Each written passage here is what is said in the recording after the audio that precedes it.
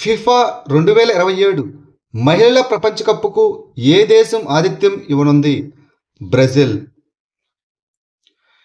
FIFA 2027 మహిళల ప్రపంచ cup షెడ్యూల్‌ను విడుదల చేసింది. బ్రెజిల్ 2027 జూన్ 24 నుంచి జూలై 25 వరకు ఈ టోర్నమెంటుకు ఆతిథ్యం ఇవ్వనుంది. ఈ టోర్నమెంటులో 32 జాతీయ జట్లు 64 మ్యాచ్లు పాల్గొంటాయి. బ్రెజిల్లోని 8 నగరాల్లో మ్యాచ్లు జరుగుతాయి. రియో డి జనీరోలోని మారకానా స్టేడియం ప్రారంభ మ్యాచ్ మరియు ఫైనల్ రెండింటికి ఆతిథ్యం ఇవ్వనుంది. కవిత సంకలనం కోసం సరళ పురస్కార్ 2026ని ఎవరు గెలుచుకున్నారు? అశుతోష్ పరిడా. ఒడియా కవి మరియు వ్యాసకర్త అయిన అశుతోష్ పరిడా బిశ్వాస్ దే పృథ్వీ అనే తన కవితా సంకలనానికి గాను సరళ పురస్కార్ 2026కు ఎంపికయ్యారు. ఈ పురస్కారాన్ని Indian metals public charitable trust ప్రదానం చేస్తుంది. పరిడాకు ప్రశంసా పత్రం, రాగి ఫలకం మరియు 7 లక్షల రూపాయల నగదు బహుమతి లభిస్తాయి. ఈ పురస్కార ప్రదానోత్సవం అక్టోబర్ 25న భువనేశ్వర్లో జరగనుంది. గురు దుర్గా, చరణ్ రణబీర్ మరియు దామోదర్ బెహ్రా 2026 ఇల బన్సిధర్ పాండ కళా సమ్మాన్ను అందుకోనున్నారు. విలువ జోడించిన వాల్యూ యాడెడ్ తిలాపియా ఉత్పత్తులను ఎగుమతి చేసిన తొలి అంతర్గత భారత రాష్ట్రం ఏది? ఛత్తీస్గఢ్. విలువ జోడించిన తిలాపియా ఉత్పత్తులను వాల్యూ యాడెడ్ తిలాపియా ప్రోడక్ట్స్ ఎగుమతి చేసిన భారతదేశంలోని మొదటి అంతర్గత రాష్ట్రంగా ఛత్తీస్గఢ్ నిలిచింది. మొదటి ఎగుమతి 20 ఆగస్టు 2026న జరిగింది. ఈ రాష్ట్రం 382 టన్నుల తిలాపియా ఉత్పత్తులను యునైటెడ్ స్టేట్స్ ఆఫ్ అమెరికాకు ఎగుమతి చేసింది. తిలాపియా అనేది ఆక్వాకల్చర్ ద్వారా విస్తృతంగా సాగు చేయబడే ఒక మంచినీటి చేప. ఛత్తీస్గఢ్ ప్రధానమంత్రి మత్స్య సంపద యోజన కింద దాదాపు 900 కోట్ల రూపాయలు పెట్టుబడి పెట్టింది. సెంచెల్ వన్యప్రాణుల అభయారణ్యం ఏ రాష్ట్రంలో ఉంది? పశ్చిమ బెంగాల్. 1915లో స్థాపించబడిన సెంచెల్ వన్యప్రాణుల అభయారణ్యం భారతదేశంలోని పురాతన సంరక్షిత ప్రాంతాల్లో ఒకటి. ఇది పశ్చిమ బెంగాల్లోని డార్జిలింగ్ జిల్లాలో డార్జిలింగ్కు సుమారు 10 నుంచి 15 కిలోమీటర్ల దూరంలో ఉంటుంది. ఈ అభయారణ్యం సుమారు 38.6 చదరపు కిలోమీటర్ల విస్తీర్ణంలో విస్తరించి ఉంది. ఏ మాజీ భారత ప్రధానమంత్రి జన్మదినోత్సవాన్ని పురస్కరించుకొని ప్రతి సంవత్సరం సద్భావన దినోత్సవాన్ని జరుపుకుంటారు? రాజీవ్ గాంధీ. మాజీ ప్రధానమంత్రి రాజీవ్ గాంధీ జయంతిని పురస్కరించుకొని ఆగస్టు 20న సద్భావన దినోత్సవాన్ని పాటిస్తారు. దీనిని సామరస్య దినోత్సవం అని కూడా పిలుస్తారు. ఈరోజు జాతీయ సమైక్యత, శాంతి, సౌభ్రతత్వం మరియు మత సామరస్యాన్ని ప్రోత్సహిస్తుంది. ఇది హింసకు బదులుగా చర్చలు మరియు రాజ్యాంగబద్ధమైన మార్గాల ద్వారా విభేదాలను పరిష్కరించుకోవడాన్ని ప్రోత్సహిస్తుంది. పిఎం ఆశా పథకం యొక్క ప్రాథమిక లక్ష్యం ఏమిటి? రైతులకు లాభదాయకమైన ధరలను నిర్ధారించడం. కనీస మద్దతు ధర మినిమం సపోర్ట్ ప్రైస్ ఎంఎస్పి అమలును బలోపేతం చేయడానికి మరియు రైతులకు లాభదాయకమైన ధరలను అందించడానికి ప్రధానమంత్రి అన్నదాత ఆయు సంరక్షణ అభియాన్ని పిఎం ఆశా పథకాన్ని సెప్టెంబర్ 2018లో ప్రారంభించారు. మార్కెట్ ధరలు ఎంఎస్పి కంటే తక్కువ పడిపోయినప్పటికీ రైతులను నష్టానికి అమ్ముకోకుండా కాపాడడం, అలాగే వినియోగదారుల ధరలు స్థిరత్వానికి మద్దతు ఇవ్వడం దీని యొక్క లక్ష్యం. 2026-27 సంవత్సరానికి గాను పిఎం ఆశా పథకానికి 7,200 కోట్ల రూపాయలను కేటాయించారు. జాతీయ వ్యవస్థాపక ప్రచార కార్యక్రమంలో భాగంగా ప్రారంభించబడిన మొదటి గ్రామీణ సంస్థ సాంకేతిక బులెటిన్ పేరు ఏమిటి?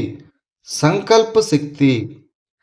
గ్రామీణాభివృద్ధి మంత్రిత్వ శాఖ దీన్ దయాళ్ అంత్యోదయ యోజన, జాతీయ గ్రామీణ జీవనోపాధి మిషన్ కింద జాతీయ వ్యవస్థాపక ప్రచార కార్యక్రమం యొక్క రెండవ దశను ప్రారంభించింది.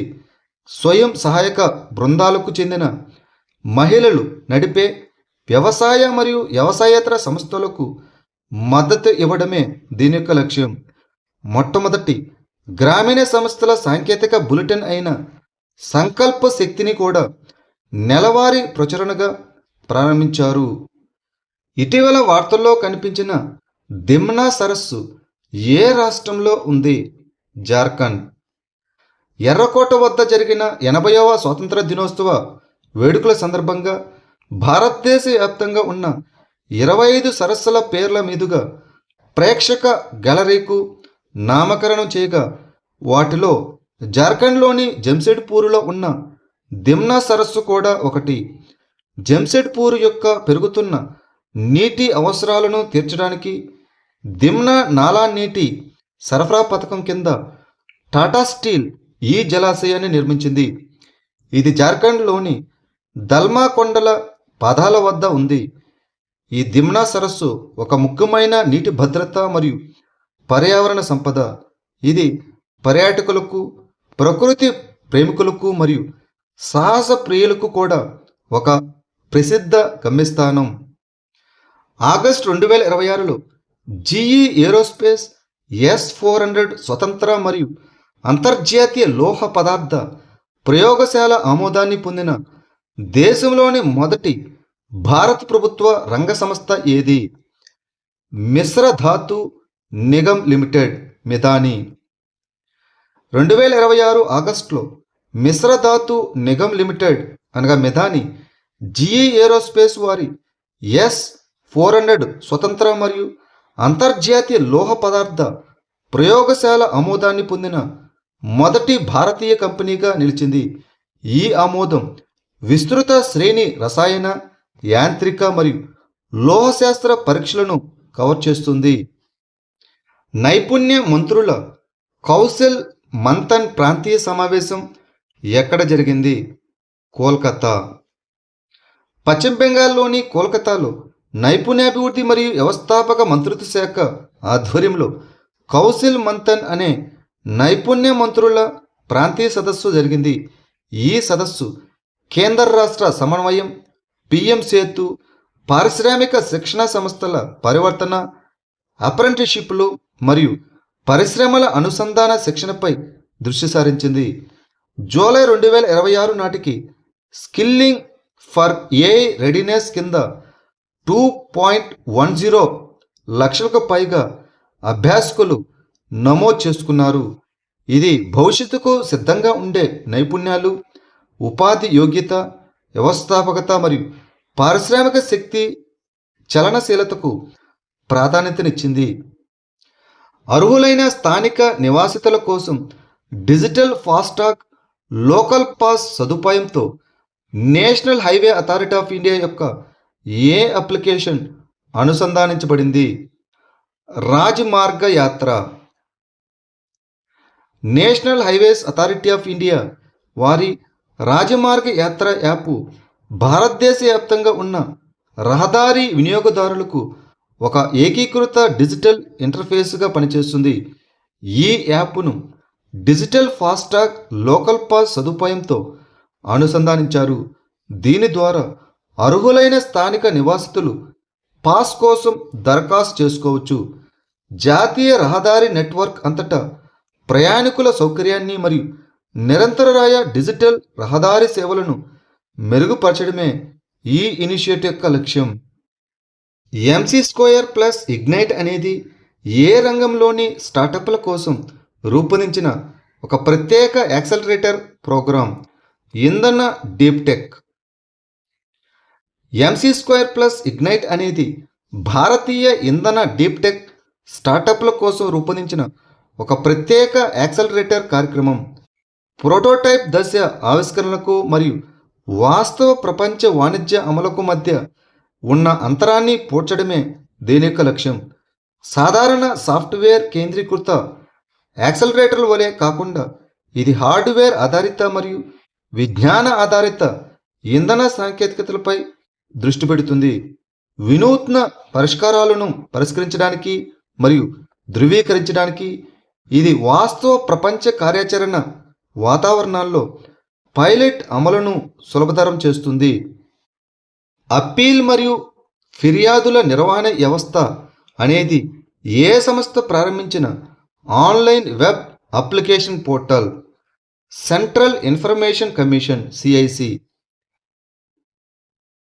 అప్పీల్ మరియు ఫిర్యాదుల నిర్వహణ సంస్థ అనేది కేంద్ర సమాచార కమిషన్ యొక్క ఉన్నతీకరించబడిన రెండవ అప్పీల్ మరియు ఫిర్యాదుల పోర్టల్.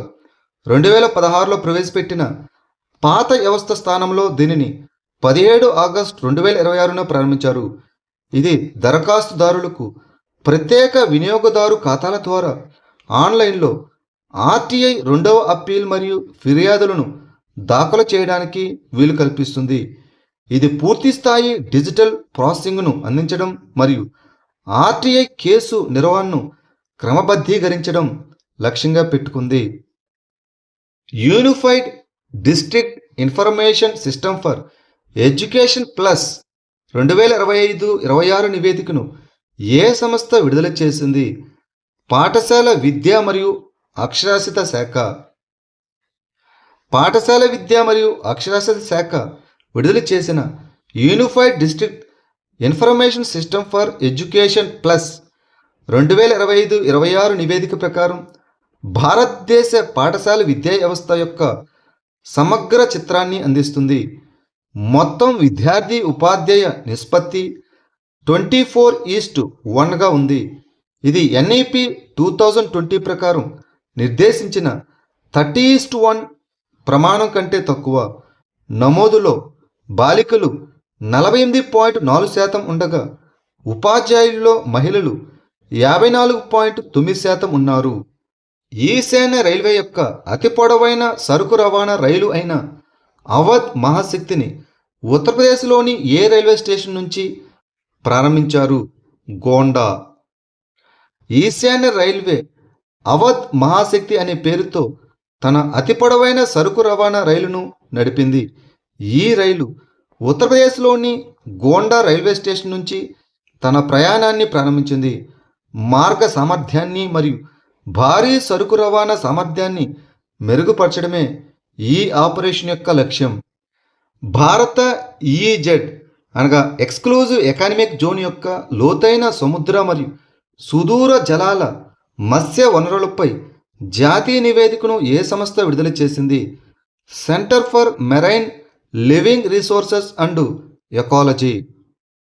భూ విజ్ఞాన మంత్రిత్వ శాఖ ఆధ్వర్యంలోని సముద్ర జీవ వనరులు మరియు జీవావరణ కేంద్రం భారత ప్రత్యేక ఆర్థిక మండలం యొక్క లోతైన సముద్ర మరియు సుదూర జలాల మత్స్య వనరులపై జాతీయ నివేదికని విడుదల చేసింది. ఈ నివేదిక భారతదేశం యొక్క 2.37 మిలియన్ చదరపు కిలోమీటర్ల ఈఈజెడ్ ఎక్స్క్లూజివ్ ఎకానమిక్ జోన్ అంతటా దాదాపు 4 దశాబ్దాల సముద్ర శాస్త్ర పరిశోధనను మరియు 3 దశాబ్దాల క్రమబద్ధమైన సర్వేలను సంకలనం చేసింది.